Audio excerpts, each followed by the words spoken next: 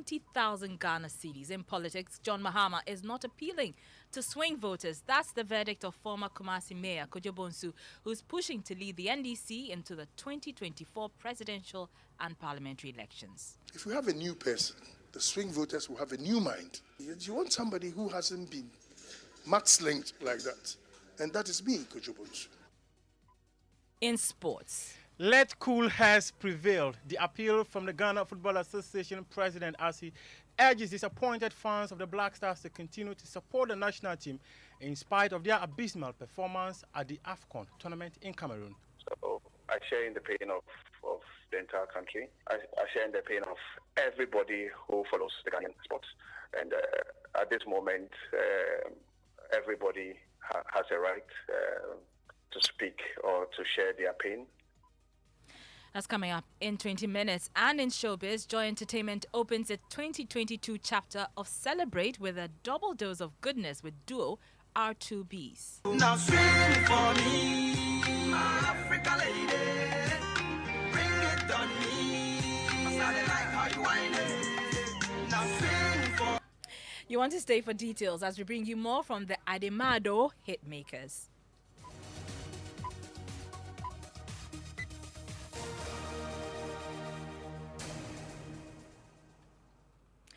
I'm Arba Kumson. As always, thank you for choosing us. This is your home of independent, fearless, and credible journalism.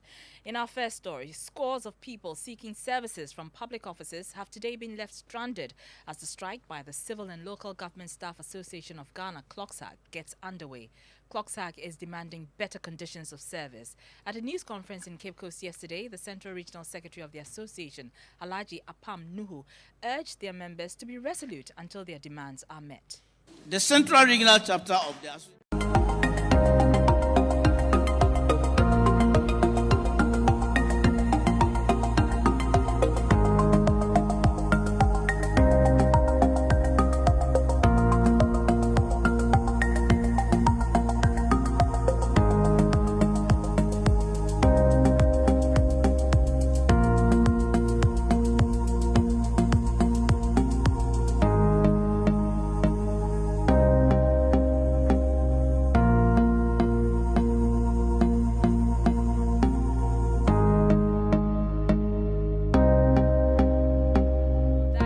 Alhaji Apam Nuhu, he is the Central Regional Secretary of CLOGSAG. We'll take you to the ground shortly, but first, my colleague Kojo Youngson joins me in studio with more on this. Tell us, who is CLOGSAG for those who don't know?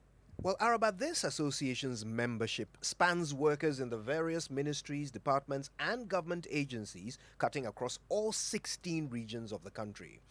Now, when it comes to the civil service, CLOGSAG is responsible specifically for initiating and formulating policy options for consideration of government, as well as implementing and reviewing government policies and plans. Now, this means that now, in the absence of both civil service and local government workers at post, we could be seeing a partial government shutdown, since government appointees in various ministries and government agencies, as well as departments, will not be able to have access to their workforce. Interesting. Thank you very much, Kojo Youngson.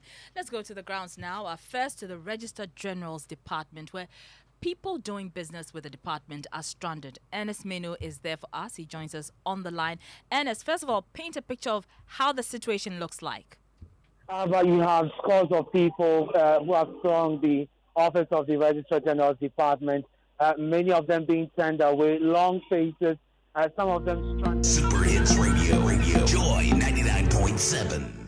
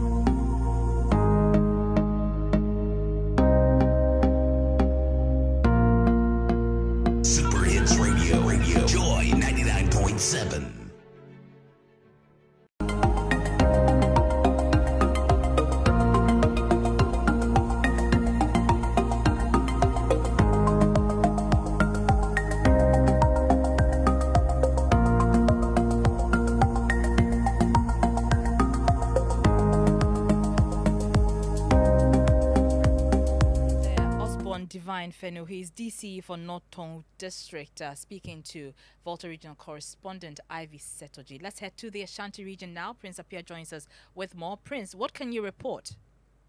I can report that at the ministries, most of the offices where members of the CLOSAC have been working are all empty. Since morning, the place have been under lock and key. And what the officials and leadership of the association are doing is that they are going around to ensure that most of the members.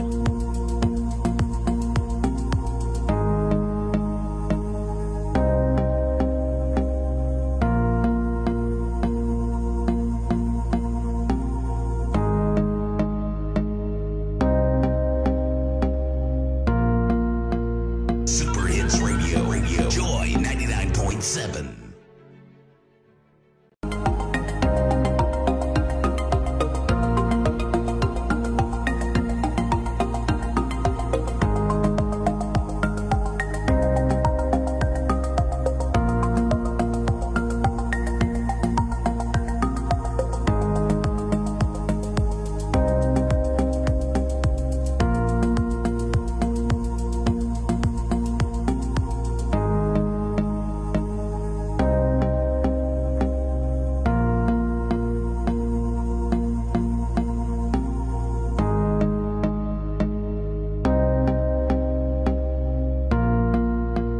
Super Hits Radio, Joy 99.7.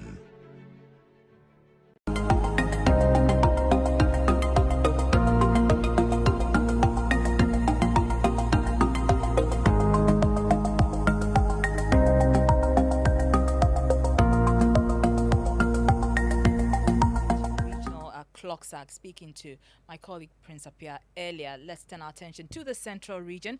Richard Kojonyako joins us on the line. Richard, now CLOSAC chose central region to declare the strike yesterday. Any special reason? Well, so it was the central region. They made the decision to embark on the strike. That was about 2 months ago, and so they decided today that they are embarking on the strike. They would also organize a press conference and indicate same. I've been to the Regional Coordinating Council, to the Cape Coast Metro, to the KEA. There are visibly no signs at all. It's just like a typical holiday when you go there. There are some scores of people that came around who did not know about the strike. And so when they come, they loiter around, they knock, and then there are no responses.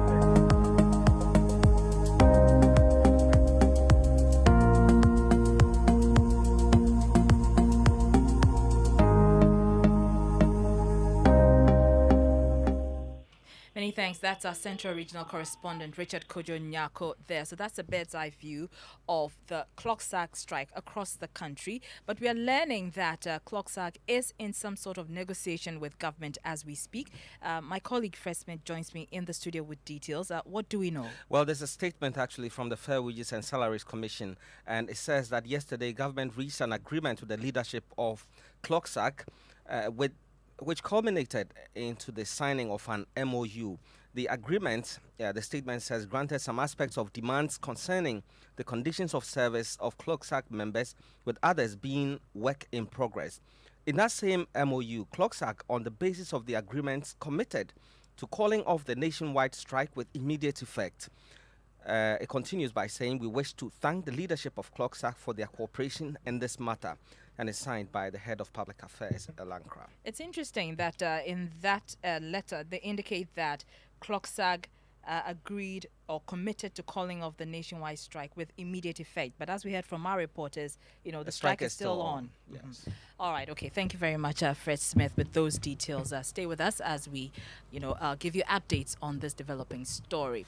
Now, the government of Ghana has suspended 20% expenditure in the 2022 budget, according to Finance Minister Ken Ofori-Atta. Parliament has already approved government's total expenditure for 2022, but the government, in a prudent fiscal consolidation move, has decided to cut down on its expenditure up to a whopping 20%. My colleague Elton Brobby joins me in studio.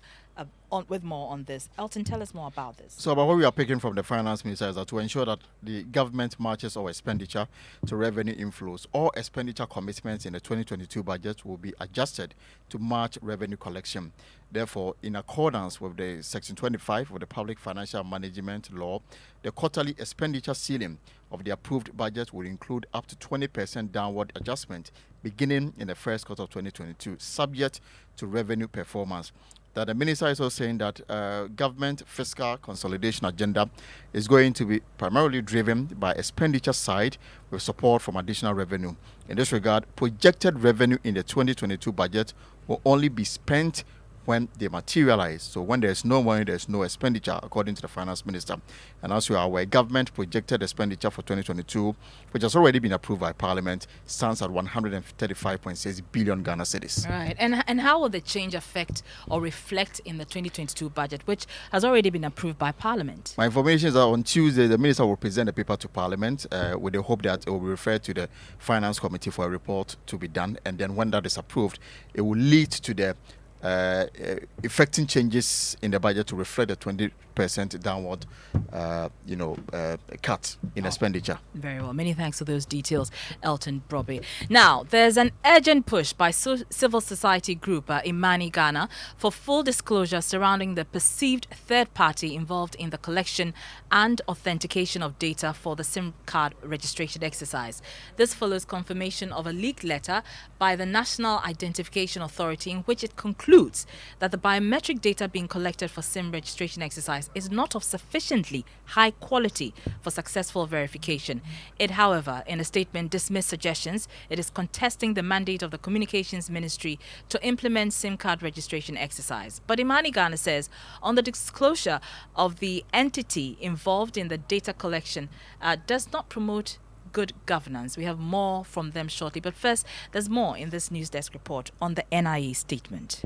In the leaked letter, which is dated September 13, 2021, and signed by Executive Secretary Professor Kenatefa, the NIA indicates it did not have any input in the development of the app used by the National Communications Authority for the collection of the biometric data in the SIM registration exercise. To this end, it said it could not confirm that the data gathered would meet the standard required to enable a successful verification against the National Identification System database. The authority says it stands by the contents of the letter, whose contents it described as technically factual, accurate, correct, and honest. And those were extracts of an NIA statement. Well, Vice President of Imani Ghana, Selom Brantia, says the country ought to be told about the entity involved, the scope of work, and the protection of the data.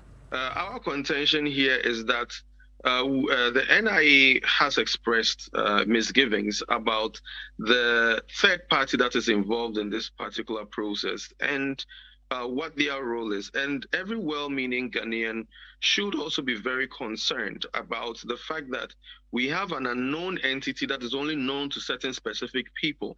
And there is a problem about the disclosure of who that entity is and how qualified they are in terms of track record, in terms of ability and the confidence to handle such sensitive data.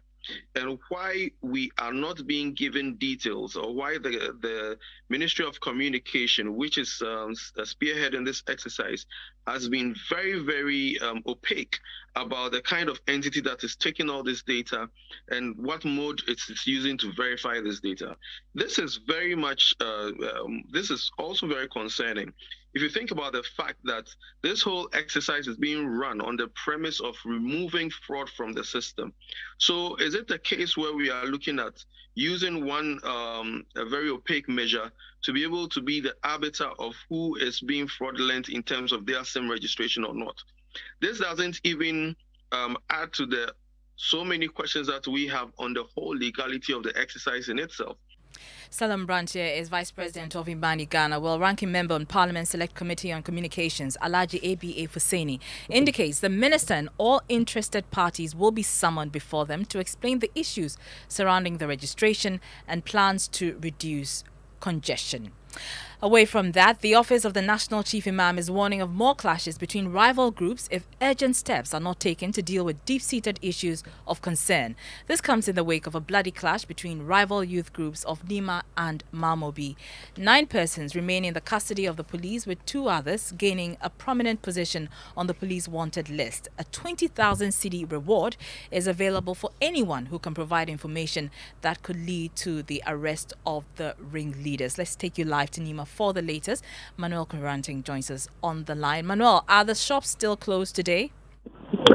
Well, but quite in an opposite fashion to what we saw yesterday. Many of the shops have opened, and the shop owners expressed confidence in the ability of the police, who have really been on ground in the past 48 hours maintaining law and order, to continue doing so. I want them to be here because the way their boys are behaving is not happy. We are not happy about it at all. So we need police confidence. The way they are doing at by Gota here, we don't like it. And we've seen that they've put in some container here that they want to bring police station here. Up to now, they didn't hear anything about them. They didn't say anything. But still, we want the police station to be here, so that maybe when they see police people here, they will have some fear with them small.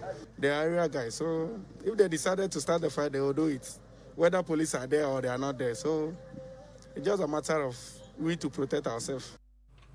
And Manuel is still on the line with us. Manuel, we are picking up information that chiefs in the area are meeting over this matter. What more can you report? So, currently, the chiefs are meeting a high-powered delegation from the Ghana Police Service. We've seen the Greater Accra Regional Police Commander and his entourage enter a closed-door meeting with the chiefs in a bid to fashion out a response to the clashes. Earlier, though, the chiefs addressed the press and cited what they refer to as undue interference in the police work, blaming politicians, imams, and they themselves as the chiefs for unduly interfering in the work of the police. They are promising to put a stop to that. Many thanks, Manuel Coranting. Well, spokesperson of the Chief Imam says the activities of such groups threaten the very survival of everyone and must be addressed immediately. Yes, I know the Chief Imam has made a commitment to the former IGP and the current ones that he is prepared to cooperate with them in any matter that has to do with the national security. I represent the Chief Imam on the National Security Dialogue, where we keep on talking about this, and I'm sure the Minister of National Security, this is a national security matter. It is not a matter for Mamobi and Nima. If it triggers in other communities, just like they have guns in them hidden and no one is talking about it, it's going to trigger in other communities. So it must be viewed nationally. But because we are Muslims, we say we must target the Zongo communities where such tendencies are on the rise. Sheikh Shaibu Arameyao is spokesperson of the National Chief Imam. You're listening to the Midday News here on Joy99.7 FM. Our top story: scores of Ghanaians seeking services from governments, departments and agencies left stranded as civil and local government staff begin nationwide strike. Also, government suspends 20% of expenditure in approved 2022 budget. We brought you details. After the break, in Showbiz, Joy Entertainment opens its 2022 chapter of Celebrate with a double dose of goodness with duo R2Bs. Now sing for me, my Africa lady. Bring it on me. I started like how you whine it. Now sing for me. Hey, Evokoku, what brings you to my house this early morning? I hope all is well. All is never well with me, Nick Bakbo. After paying 3 times for the land for my project, the construction workers are now giving me wahala. From material overestimation to small stealing. I am tired. I told you so, Evokoku. It's all because you are trying to become builders when you're corporate workers and business people. Edlum has products tailored to meet your needs. Villas 3 at Amrahia, where there are finished homes. Conveniente, also at Amrahia, where it's contemporary but super affordable apartments. Prices start from $35,000. And the Avant-Garde, located in Adrigano, which has sleek luxury apartments. For more information, please visit edlumhousing.com or simply call 0270-166-166. Edlum Housing, where spacious homes cost less.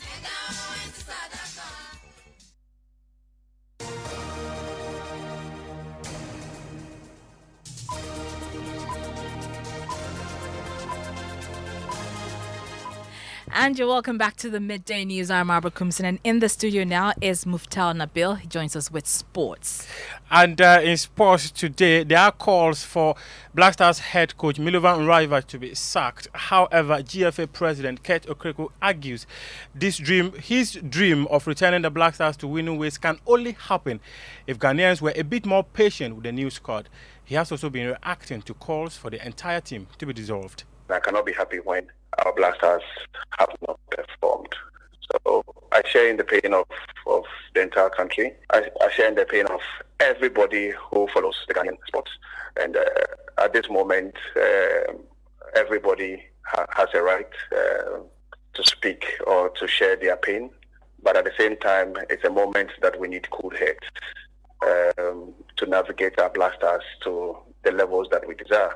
The journey to make Black Stars champions did not start 2 years ago under my leadership. The journey started since the last time the Black Stars won the AFCON, and the journey has been ongoing. The team did not perform like we expected, and that's what I'm saying. That is the GFA president. Former Vice President George Afeyo described Milo as a disaster. So the calls continue to come in. It will still continue. Thank you, Muftau. Now, let's turn our attention on politics, shall we? Because former mayor of Kumasi, Kojo Bonsu, says he's seeking to leave the opposition NDC because former President Mahama is unappealing to swing voters. He believes a tag of alleged corruption on President Mahama is one of the reasons for the party's defeat in past elections. According to Mr. Bonsu, the swing votes have often been a determining factor in national elections. He has intentions of leading the NDC and puts himself ahead of the former president. All the mudslinging, they've put him in the mud, they've said a whole lot of things about him. Now, and the swing voters have taken this on, and so they have blocked their mind on President Mahama. And they are saying that, NPP has tagged him that he's a corrupt person, he's that. And it hasn't gotten out of the minds of the swing voters. So I believe, as an NDC man, if we have a new person, the swing voters will have a new mind. You want somebody who hasn't been mudslinged like that. And that is me, Kojo. So that's a former mayor of Kumasi, Kojo Bonsu. We did reach out to the office of the former president. They have declined comment for now. Now, let me tell you about the Plantain Yam Corn Roaster, or PYC Roaster. The all-new efficient heat device, which has been developed by scientists at the Kwame Nkrumah University of Science and Technology. It is modeled to capture majority of heat from a fire source to focus it on the roasting food, making it cook faster. For Tech Thursday, Love FM's Kwesi Deborah speaks to the innovators behind the PYC Roaster. The traditional roaster uses 16 to 18 minutes to roast 30 plantains, while the PYC Roaster uses 12 to 40 minutes to roast 40 plantains. The roasting time is 33% more efficient than traditional roaster. This part is the storage chamber, and then this part is the charcoal chamber, which is insulated. This part is the cook side, and then you also have an ashtray over here, the air inlet. Carefully studied those cooking devices, we realized that they were not designed. So even though the business is lucrative, the women don't actually gain or earn the amount of money they are supposed to earn because they experience what we call heat loss. If the traditional, their bodies also absorb some of them. So we did several interviews, we studied the traditional roasting device, and we decided that we are going to design a roaster for the women who roast around campus in Kumasi and all over the country. Reporting for Joy News, Kwesi Deborah. It's time for entertainment or showbiz now, and Joy Entertainment opens its 2022 chapter of Celebrate with a big bang, a double dose of goodness. Sensational music duo R2Bs takes center stage in the initiative that throws the spotlight on hardworking Ghanaian musicians who need to be celebrated. It's a throwback Thursday, and we're taking you back to this 2008 banger, Ademado. Yeah, it's melodies, it's moody. Yeah, Q beats. And how can it be done without payday when it's our two beats? I dey go crazy. I dey mad. Yes, you know. Well, our 2Bs will enjoy the spotlight on Friday, January 28, 2022 on Joy Entertainment's Celebrate. Fans can join in the fun even on the go via social media. Make sure you don't miss it. And before we go, let's check what's trending on social media. Joseph Akuble joins me in studio. So what's trending? E-levy is trending. A lot of people are talking about it. They are asking government to take a second look at it. Also, the issue of AFCON 2021, and it talks about the Black Stars, Coach Milovan, and whether he should go or not. On the E-levy, this comment here, Albert Nat Hyde says, the Black Stars are out of AFCON, so we can focus on these things. And top is youth unemployment, E-levy, price hikes, and weak health system. All right, many thanks, Joseph Akabli, with what's trending on Twitter. And that's how we end the news. Our top story, scores of Ghanaians seeking services from government's departments and agencies left stranded as civil and local government staff begin nationwide strike today. But we also brought you details of a press statement by the Fair Wages and Salaries Commission saying they have reached an agreement with the leadership of CLOCSAG, which has culminated in the signing of an MOU. CLOCSAG has committed to calling off the strike. Stay with us as we bring you updates on this development. I'm Arba Kumsin. Many thanks for your time. African lady, as I touch, you know they complain, no. Make we do some dancing, where she throw that thing on me. Business no a bit news to say. So the projections from the first quarter show a higher total gross profit for the fiscal year. A bit me kasa saying Nana, goods not land you. He did the port right. A bit me to say. Here are your items.